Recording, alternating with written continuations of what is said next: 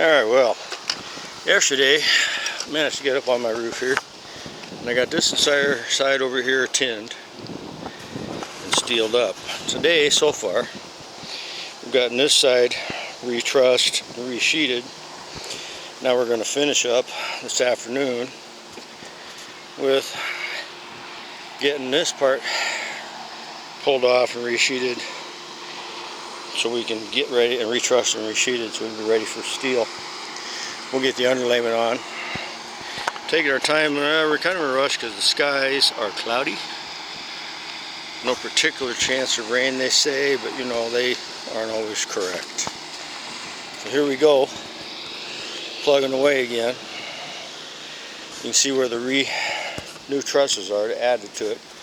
Discovered we're going to have to do a new eave as well.